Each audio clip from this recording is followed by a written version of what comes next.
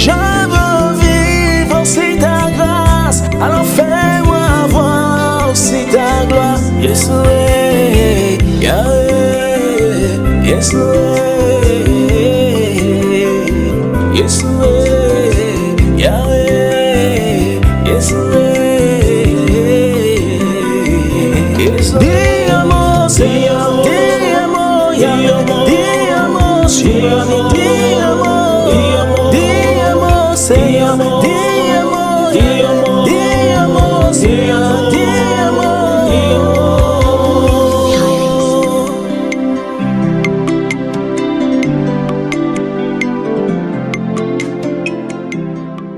La prise de conscience est la première étape pour briser les blocages. Donc, pour dire que tout dépend de nous-mêmes.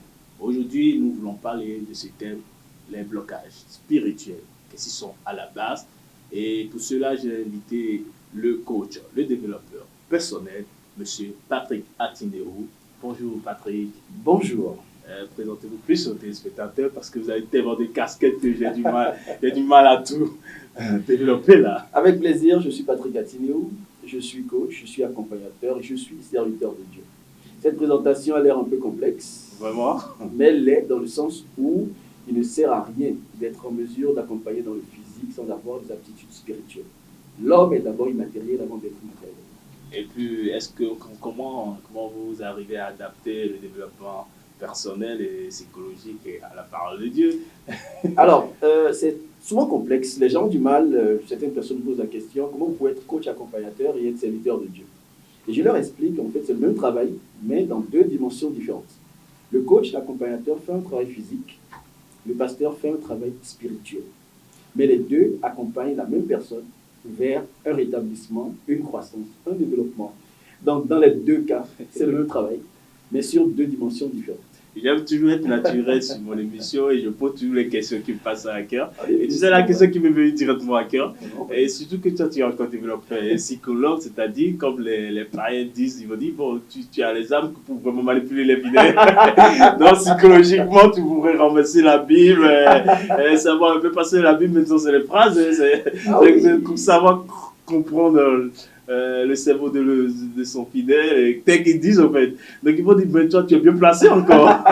Ben, psychologiquement, tu auras les réponses à leurs problèmes, même sans ouvrir la Bible, tu auras la solution à leurs problèmes. Vous savez, c'est ce qui est intéressant dans le métier que je fais, je bénis le Seigneur pour ça, parce que tous les problèmes ne viennent pas forcément du spirituel. Certaines personnes peuvent être très armées spirituellement, mais avoir des blocages dans le physique. Effectivement. Vous voyez? Donc s'il n'y a pas un accompagnateur physique, la personne peut avoir une capacité incroyable dans la dimension spirituelle, mais ne pas savoir comment s'y prendre dans la dimension physique pour s'en sortir. C'est pourquoi, à la base, Dieu a d'abord créé l'homme, et ensuite il a formé. C'est deux dimensions différentes. La dimension créée et la dimension formée. Donc moi, j'ai la grâce aujourd'hui d'exercer et dans la dimension créée et dans la dimension formée. Waouh, ça c'est bien. Ah, mais oui. maintenant, comment on peut distinguer, c'est-à-dire comment on peut savoir les manifestations, comment on peut savoir qu'on est bloqué, comment les étapes, les processus ou les dérivés des blocages, comment on le sait? Alors, d'un point de vue spirituel, le blocage est d'abord spirituel. Lorsque je prends ce qui se passe actuellement dans le monde, où de plus en plus, l'incompréhension ou la malcompréhension des secrets de la parole de Dieu pousse à, quand je prends la jeunesse aujourd'hui, cette jeunesse a besoin d'avoir beaucoup plus de lumière sur certaines choses. Un exemple simple, le sexe peut constituer un blocage dans la vie d'une personne. Ça peut être une source de blocage. Peut être une source de blocage. Parce que lorsque vous entrez en contact physique, sexuel avec une personne, la Bible dit que celui qui se met en contact sexuel avec, excusez du peu, le thème, avec une prostituée devient un avec la prostituée. Ça veut dire que vous épousez spirituellement la personne. Donc il y a une transaction d'esprit. Il y a une transaction de richesse, de forme, de fortune, de capacité. Donc l'esprit qui se met en contact avec votre esprit a la capacité d'aller puiser dans vos ressources et en prendre. Ce qui fait que lorsque le contact sexuel est fait avec la mauvaise personne, vous constatez les jours qui suivent qu'au boulot ça ne va pas, votre entreprise s'effondre, tout s'écroule autour de vous simplement parce que la belle lumière que vous aviez au départ a été volée. Et si je comprends bien ça, c'est la règle de la fornication. Exactement. Mais cela n'embrasse pas seulement que la jeunesse, on voit aussi des gens qui sont mariés. On peut parler là maintenant de l'infidélité. L'infidélité aussi, cela prouve que ça pourrait être source de blocage ici. En effet, l'infidélité pourrait être une source de blocage. Alors, moi, je recommanderais déjà que sur ce facteur, qu'il y ait une certaine prise de hauteur. Vous savez, l'homme n'a pas la même capacité à tenir sexuellement que la femme. La femme peut rester sans un contact sexuel pendant des mois, effectivement. Ce qui n'est pas forcément le cas de l'homme. C'est pourquoi la Bible pouvait dire que l'homme quittera son père et sa mère et s'attachera à la femme. La femme a une aptitude complète. J'attire la lumière sur quelque chose. L'homme, après avoir été créé, formé, a été privé d'une côte pour former la femme. C'est-à-dire que l'homme, étant parfait au début, est devenu imparfait à un certain moment, mais on n'a rien retiré de la femme. La femme, elle est parfaite, elle est complète. Exactement. Vous voyez? Donc, oui, c'est cas arrive, où dans le mariage, l'homme, c'est là où le Saint-Esprit intervient. C'est là où le Saint-Esprit permet d'avoir un discernement, permet à la femme, au lieu de prendre avec force, avec agressivité, plier les genoux, intercéder en faveur de son homme, pour que tout ce qui pousse à et qui pourrait constituer le blocage puisse s'éloigner. Et comment débloquer sa vie spirituelle? Parce que beaucoup sont dans ce cas, mais ne savent pas que ce sont des karmas ou des choses qu'ils ont eu à causer dans leur vie, qui sont en train qui sont des revers, des répercussions, ils ne le savent pas. Mais comment on peut l'identifier? Alors, premièrement, par la prière. La prière, mais pas une prière de communication, une prière d'information. La prière, c'est une conscience de ce que vous êtes en train de dire, vers qui vous êtes en train de le dire et pourquoi vous le dites. Lorsque vous priez, vous n'êtes pas conscient de ce que vous dites. Oui. Et que vous n'avez pas la conscience que quelqu'un vous écoute et que cette personne est en mesure de répondre. Vous ne priez pas, vous parlez.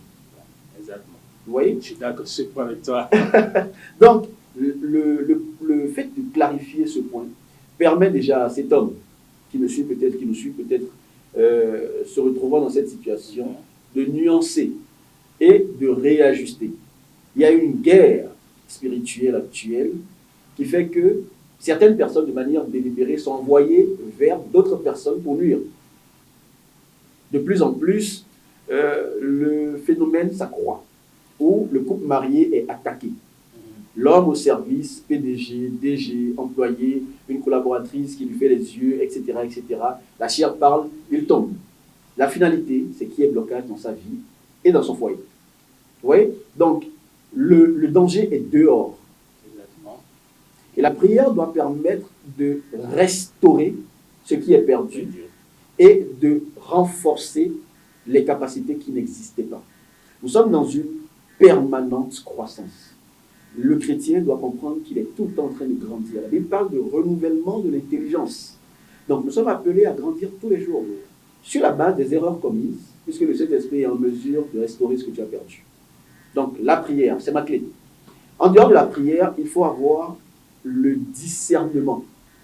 Il y a des choses qu'il faut demander. Lorsque vous allez à un certain environnement et que vous voyez une personne qui vient vers vous, le discernement vous permet déjà d'avoir une petite idée de l'intention de la personne et de connaître les limites que vous ne devez pas franchir.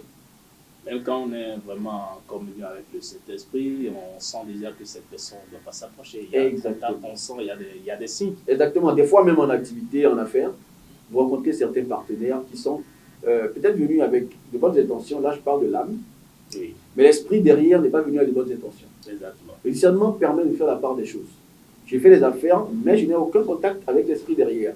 Parce qu'une fois que l'esprit derrière se met en contact avec moi, c'est pour voler, tuer, dérober. On sait que c'est ce que le malin fait. Voilà. Ben, sur ce point, j'ai encore une autre question à te poser. On voit vraiment que c'est une guerre, mais est-ce que c'est un conflit entre les êtres humains ou bien les ténèbres? Oh non, il faut faire attention. L'apôtre Paul pouvait dire, nous ne luttons pas contre la chair, ni contre le sang, mais contre les esprits. Donc lorsque nous nous mettons à attaquer l'humain, nous commettons une erreur. C'est vrai qu'il y a des humains qui font du mal consciemment. Oui. Ce que le Seigneur nous recommande, c'est de prendre de la hauteur et de pardonner. C'est difficile. Mais est-ce que même c'est lui-même qui fait l'acte ou bien c'est un esprit qui fait rien, qui le manipule? C'est là où la réaction n'est pas appropriée, mais l'analyse avant la réponse est appropriée. Est-ce que c'est la personne qui vient de faire ça ou il y a une influence derrière? sous l'effet de la colère, on peut te frapper. Mais une fois que la personne se retrouve, elle présente des excuses parce que c'est la colère qui a influencé l'acte. Sous l'influence de l'esprit, la personne peut vouloir te détruire, mais en absence de l'esprit, la personne devient compatissante. Vous voyez? Donc c'est là où j'appelle le discernement. Le chrétien doit avoir de la retenue. Et là, j'invite toutes les personnes qui nous suivent à lire Galates chapitre 5, versets 22 à 23, qui parle du fruit de l'Esprit Saint. Il s'agit de l'amour, de la paix, de la joie, de la bonté, de la fidélité, de la bénédiction, de la douceur, de la tempérance. 9 éléments dont tout leader ou toute femme d'influence doit pouvoir incarner pour pouvoir se distinguer. Mais on remarque quelque chose d'actualité. Beaucoup qui étaient élevés, ils étaient tellement à l'aise et du coup tout chute, tout bascule, ils reviennent à zéro. Et bon, ils ne savent plus où mettre la tête et on sent que vraiment ils sont bloqués. Exactement. Qu'est-ce qui cause cela souvent? Je vais donner une expression un peu plus poussée. Oui. Au-delà du blocage, ils ont été vidés. Comment? Je m'explique.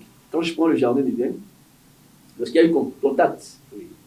pour ne pas rentrer dans des détails, c'est que le malin a vidé Adam de toutes les grâces que Dieu avait déposées en lui. C'est-à-dire qu'il est venu voler et c'est ce qu'il a volé qu'il prête aux autres. Oui. Alors, lorsque vous arrivez à un certain niveau de fortune, vous devez avoir de la retenue sur certaines choses. J'ai parlé de contact sexuel. Je parle également de certains éléments qui semblent être banalisés, mais qui importent énormément. L'alimentation, par exemple. Vous pouvez saluer une personne. Et le temps que vous mettez à vous saluer, il y a un échange. C'est là qui se passe. Donc, celui qui arrive à un certain niveau doit commencer par rechercher à connaître les valeurs à cultiver. Les choses qu'il faut faire, les choses qu'il ne faut pas faire. Faites attention, les politiciens en général, quand ils veulent vous saluer, ils ne prennent pas beaucoup de temps. Ils touchent la paume et ils lâchent. Parce qu'ils savent qu'il y a un échange qui peut s'opérer. Ils ne veulent pas perdre ce qu'ils ont. Le chrétien n'est pas informé de ces choses. C'est là où la partie de Patrick Attiléo, coach, intervient. Pour donner des astuces liées au physique, pour ne pas perdre ce qui est dans le spirituel. Ce n'est pas que le sexe. En amitié, vous pouvez perdre des richesses. Avec des amis, vous mangez ensemble, vous passez du temps ensemble, mais cette personne vous jalouse. Cette personne a des intentions que vous ne pouvez pas soupçonner parce que vous n'êtes pas dans son cœur. La personne peut, de manière intentionnelle, se permettre certaines pratiques pour faire un échange de possibilités ou de capacités ou de richesses. Vous cédez sa pauvreté et prendre votre richesse. Si c'est dans ce cas, on voit que donc, le blocage peut être sous deux formes. En effet. Il y a une première forme qui peut être le karma, ce qu'on a semé, qu'on récolte. Tout à fait. Mais il y a aussi une autre forme du genre, nous-mêmes, soi-même, par rapport à nos comportements, nos attitudes. Parce que tu ne peux pas manquer de respect à une personne. Naturellement, ça peut avoir des revers sur ta vie et sur tes activités. Et on remarque beaucoup de nos jeunes, quand Dieu les bénit, où ils ont la grâce de Dieu, ils se développent, le manque de respect commence de leur côté. Et puis un vieux du village, où, naturellement, comme ça se passe au Bénin, la grand-mère, après, c'est elle qui est derrière, et puis on voit encore la chute. On attaque tout le monde. En fait, ce qui crée la gangrène aujourd'hui, c'est que les jeunes n'ont pas reçu les valeurs appropriées. Tu me permets, parce que beaucoup de nos téléspectateurs, beaucoup en général sont dans ce cas. Hein. Tout à fait. En général, beaucoup se posent cette question parce qu'ils sont bloqués, rien ne marche, les activités ne marchent plus. Bon, ils disent, bon, le Bénin, rien ne marche plus dans le Bénin. Mais ça marche. Alors que le Bénin dit le Bénin, c'est pas eux-mêmes ceux qui commettent comme actes et des répercussions, des karmas par hasard. Vous savez, il y a des principes. Chez nous, on dit que le monde est comme une marmite, mais qui est en couvercle. Il y a des principes, il y a des valeurs qu'il faut maintenir, même si nous vivons sous la grâce. Il y a des choses qu'il ne faut pas faire. Il y a des choses qu'il faut savoir qu'on ne fait pas. Des valeurs. Voilà. Mais si aujourd'hui, ces choses ne sont pas présentées, ne sont pas expliquées, la nouvelle génération n'est pas au courant de ça. Tout ce qu'ils savent, c'est que, bon, là, il y a ceci, il y a miracle, il y a délivrance, il y a ceci, on prie, je deviens riche, ou je vais à des endroits, je deviens riche, et dès que j'ai l'argent, je suis au-dessus de tout le monde. Malheureusement, vous allez constater que beaucoup de jeunes meurent. Tellement, il y a beaucoup de décès parce que les principes qui caractérisent l'humanité ne sont pas prématurés en plus. Donc, la compensation du mal que tu fais, d'abord, c'est un principe naturel. Ce que tu fais, te fait. La Bible dit, quand vous jugerez du jugement auquel vous aurez jugé les autres. Donc quand tu juges de travers, on te jugera aussi de travers. Exactement. Quand tu fais quelque chose qui n'est pas en répondant avec ce qui est réel, tu devras subir la même chose pour comprendre que ce que tu as fait est fait de travers. Donc c'est une forme d'éducation que la vie offre. À côté de ça, il y a le mal qu'on fait consciemment, Oui, qu'on ne soupçonne pas, qu'on finira par payer. exactement. Et lorsqu'on le fait, on ramasse, on se sent plus fort. Le jour de la compensation, on ne se souvient plus qu'on a semé. Et qu'on est en train de ça récolter. propage de génération en génération parfois. Exactement. Mais ça, moi, je trouve ça un peu juste parce que c'est celui qui fait la pagaille et qui fait le désert qui doit C'est récolter. justement là que Jésus intervient. Parce que dans l'Ancienne Alliance, la Bible dit les pères ont mangé des fruits non mûrs et les dents des enfants se sont agacées. Je paraphrase. Mais Jésus est venu payer ce prix pour que la même Bible dise dans la Nouvelle Alliance ce que le père a semé, le père même va récolter. Et ce que l'enfant a semé, l'enfant même va récolter si les deux sont sous l'alliance de Christ. Si. Madame et Ève, on dit que bon, le péché là est encore avec nous Oh. et qu'il faut. Non, mais on n'était pas à l'époque, on n'est pas responsable de les actes. Et bon, on crie. Comme le dirait quelqu'un, je vais pas manger la pomme. Je vais être naturel libre sur mon émission. C'est normal. Je voudrais te poser encore une autre question. On dit dans la vie, la chance ne sourit que deux fois. Est-ce qu'il y a une probabilité que celui qui a connu la grâce de Dieu et qui a eu une chute, parce que parfois, Dieu nous laisse parfois pouvoir vraiment nos griffes et ce qu'on est réellement. Tout à fait. Est-ce que celui-là, est-ce que c'est probable qu'il peut remonter? Alors, je veux dire tout de suite que Dieu est souverain et qu'il n'y a pas d'impossibilité avec lui. Il a gaspillé toute la fortune et il va revenir à zéro. Est-ce que c'est probable que celui-là remonte encore? Je prends les hommes dans la Bible, les hommes de l'enfant prodige. Voilà, il a pris l'héritage, il a gaspillé. Il est parti, il a fait n'importe quoi, mais il est revenu, mais on lui a restauré au-delà même ce qu'il avait perdu. Je prends l'exemple de Job. Job a tout perdu, il a perdu ses enfants, il a perdu sa femme, il a perdu sa fortune. Mais Job a été, avec le temps, doublement restauré. Donc, ce que le Seigneur veut en réalité, c'est que nous retenions des leçons de nos erreurs et que nous soyons suffisamment outillés pour ne plus permettre les mêmes erreurs. Donc, ce n'est pas que le Seigneur empêche les erreurs. Bien au contraire. Il y a quelqu'un qui me disait la semaine dernière, j'ai lu en statut, il me disait, si j'avais la maturité que j'ai aujourd'hui, je ne commettrais pas toutes les erreurs que j'ai commises dans ma vie. Et je lui répondais, si tu ne commettais pas toutes les erreurs que tu as commises dans ta vie, tu n'aurais pas la maturité que tu as aujourd'hui. Pourquoi c'est une phrase fétiche? J'étais immature, je ne comprenais rien de la vie, ou bien j'avais eu tellement d'argent, mais j'avais personne pour me conseiller, pour réaliser.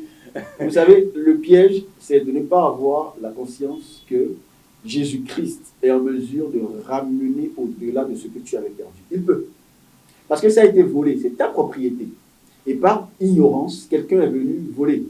On peut prendre ce que le voleur a volé et te restituer ce qui est à toi. Ce qui fait que des personnes tombent même très bas, mais redeviennent 2 fois, 3 fois plus riches qu'avant, mais avec des leçons retenues et deviennent maintenant des accompagnateurs pour d'autres personnes. Attention, fais pas ça, on ne fait pas ça. Je suis tombé là, j'ai fait ceci. Exactement. Donc, ce sont des cheminements. J'aimerais dire à quelqu'un qui me suit actuellement que le Seigneur permet parfois que tu tombes pour que tu puisses te relever et que tu deviennes un accompagnateur pour quelqu'un d'autre. C'est le rôle du coach. Lorsque tu as de l'expérience, tu peux dire à quelqu'un, attention, j'ai fait ça moi-même, je suis tombé. Si tu prends par là, attention, attention, ça te donne de la maturité et ça te permet d'avoir une position plus élevée. Ton leadership augmente, ton charisme augmente, tout ce que tu as désormais comme responsabilité, tu gardes ça avec beaucoup plus de sagesse. D'où les avantages des enseignements Exactement. à l'église et les prédications. Tout à fait. Mais bon, d'autres s'en battent les couilles, comme on le dit dans notre jargon. Ils s'en balancent. Même certains ne connaissent rien de la Bible. Pour eux, la Bible, c'est un livre et ils s'en fichent. Il y a des gens qui passent toute une année sans jamais toucher à la Bible. Nous allons leur conseiller de lire la Bible et de chercher la révélation dans la Bible pour découvrir les choses dont ces personnes ont besoin en réalité. Venir à l'église. C'est un peu comme un jeune qui dit donnez-nous de l'argent au lieu de nous donner de la Bible et de nous prêcher chaque fois. Et c'était un dimanche, je dis bon, est-ce que vous pouvez arrêter de prêcher et nous donner de l'argent? Vous savez, lorsqu'on leur remettra l'argent, ils vont dilapider.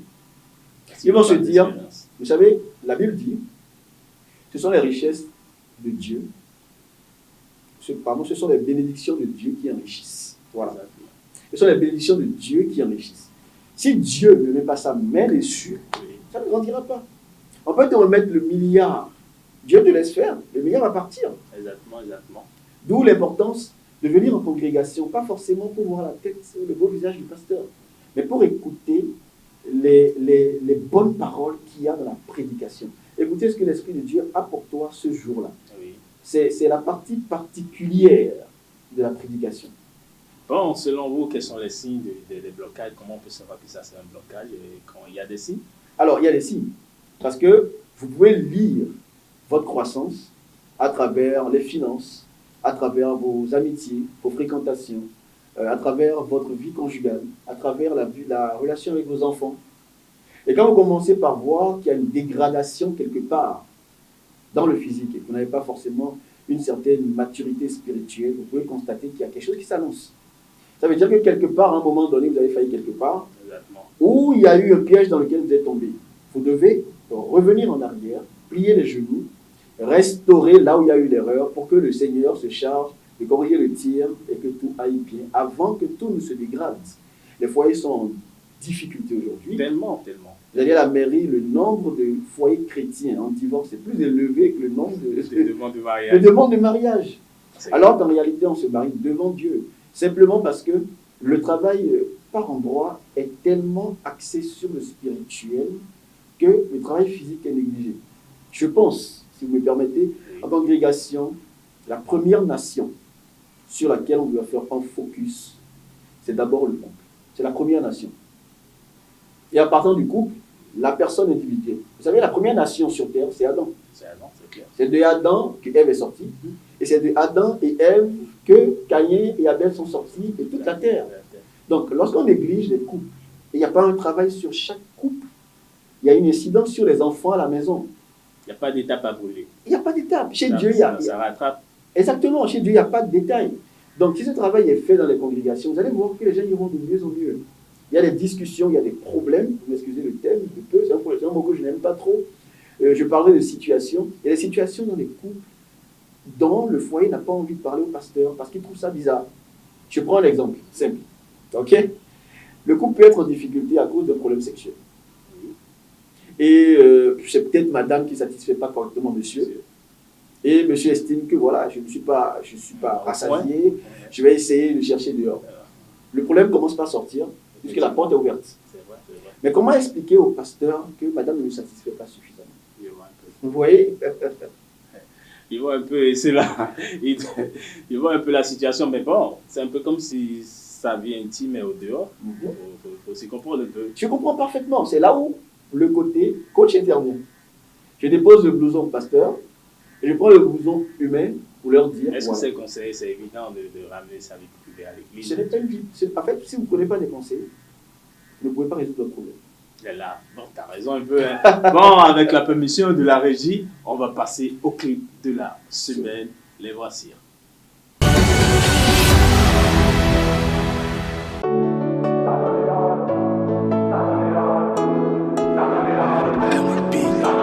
Nouveau baptisé, je venais de laisser mes péchés dans l'eau. Chrétien consacré, c'est dans ça j'ai laissé ma chérie Coco. Vie de chasteté, c'est chaud mais on suit le chemin de Yeso. Comme je suis loxé, on dit je suis pas chrétien tant que je me coiffe pas. Donc ils m'ont dit va-t'en, Satan dehors, allez va-t'en, Satan dehors, allez va-t'en, Satan dehors, allez va-t'en, Satan dehors, allez va-t'en, Satan dehors, allez va-t'en, Satan dehors, allez va-t'en, Satan dehors, allez va-t'en, Satan dehors. Je suis venu avec mon projet, c'était galère mais faut s'accrocher. Fallait trouver des associés, mon lomolo oui a percé. Et là, ils m'ont saboté, j'ai fermé mon magasin. Ils m'ont banni de mon église parce que je vendais des mèches humaines. Je suis fauché, ça fait des années. Qui est venu me dépanner, oh. Maintenant je sais que ça va aller.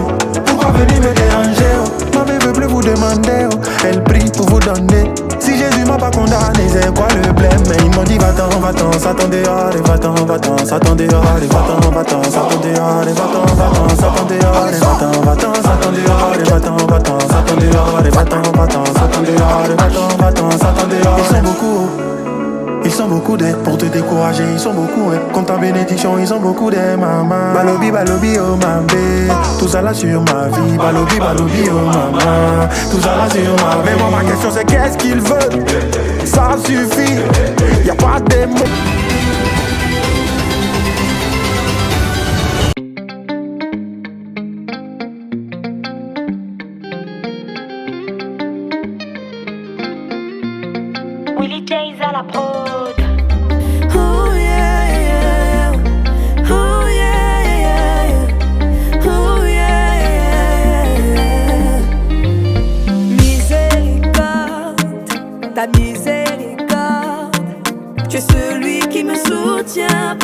ta miséricorde. Car pour de vrai je n'ai rien mérité. C'est ton sang qui a coulé et m'a lavé de tout péché, tout péché. Ton amour est incomparable. Il n'est comme toi, tout ça tu l'as fait juste pour moi. Ton amour est incomparable. Il n'est comme toi, tout ça tu l'as fait juste pour moi.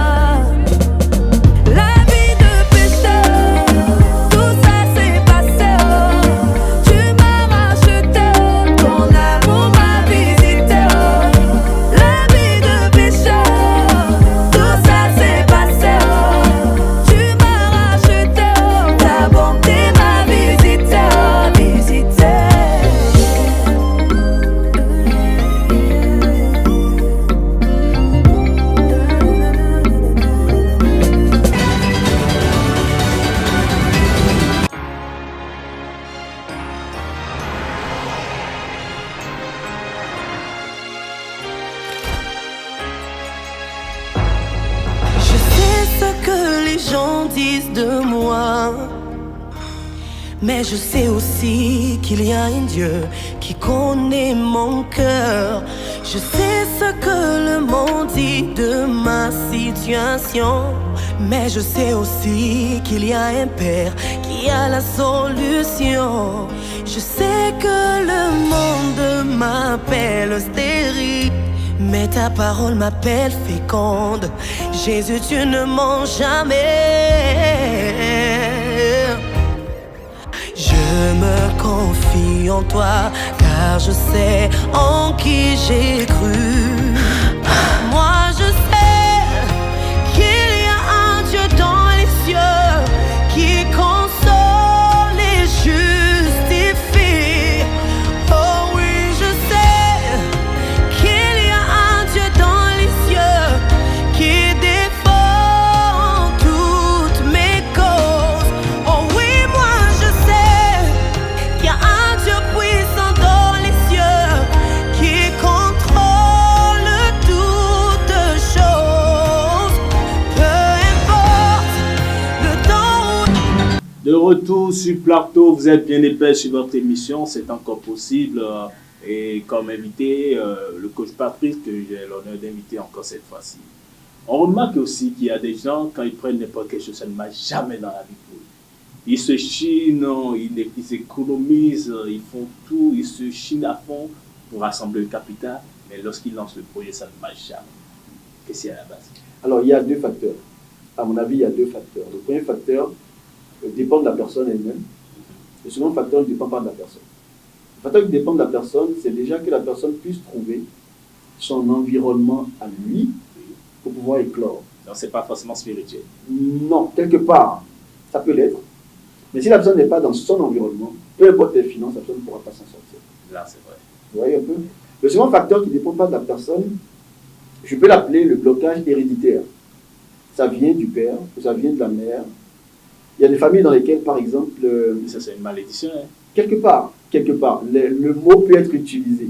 Vous avez peut-être des informations comme on est tous préparés dans notre famille, où tous les premiers garçons ont tel problème, où il y a au moins une fille. C'est génétique et tout. Voilà. Lorsqu'on l'accepte comme quelque chose d'héréditaire, ça devient un blocage conscient. Et on sent que c'est irrévocable. Jésus-Christ guérit tout. Jésus-Christ restaure tout. Il est la solution. Jésus-Christ traite tout. Lorsque c'est héréditaire, ok, je prends un exemple.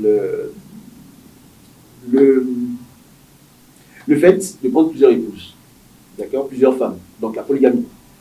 Tu n'arrives pas à gérer une seule et tu te tapes encore trois des Alors deux que tu n'as pas les moyens déjà de gérer la seule, et tu prends encore deux, mais tu es foutu. C'est vrai, tu te crées des problèmes. Au-delà de toi, tu crées des problèmes aux enfants qui vont sortir de ces relations.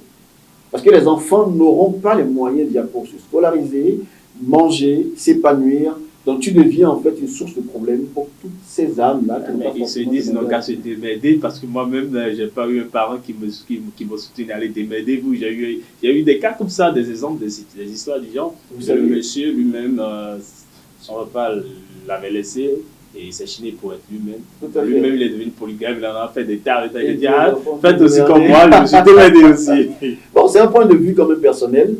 Mais moi, je viens d'une famille polygame, et j'estime que les incidences que l'enfant vit sous un point de vue traumatisme, déséquilibre, je ne le souhaite à personne. Même l'éducation, même. Voilà. C'est la base. Je ne le souhaite à personne. Ce n'est pas intéressant. Il y a des enfants qui se perdent, il y en a qui finissent par s'empoisonner, il y en a qui meurent. Mais je bénis le Seigneur, moi j'ai survécu et je vivrai jusqu'au bout.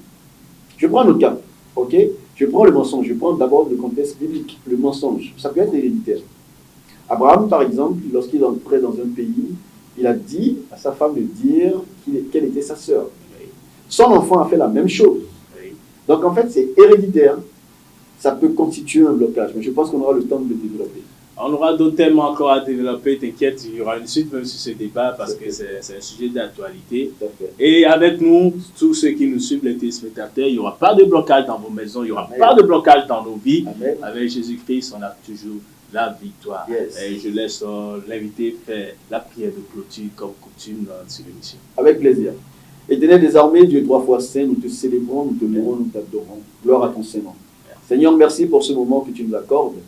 Et par ton nom, par ta présence, je déclare que toutes les personnes qui nous suivent actuellement, qui sont victimes de blocage, peu importe leur situation géographique, que ces personnes reçoivent ta visitation. Amen. Au nom de Jésus-Christ.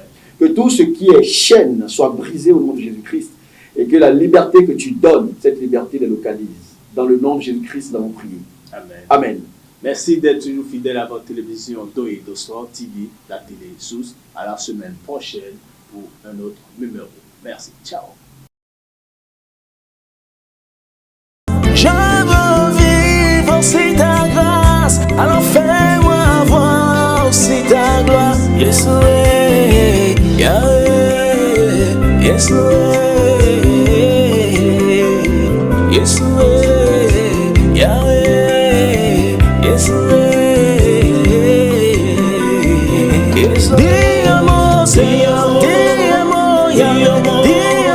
Ti amo,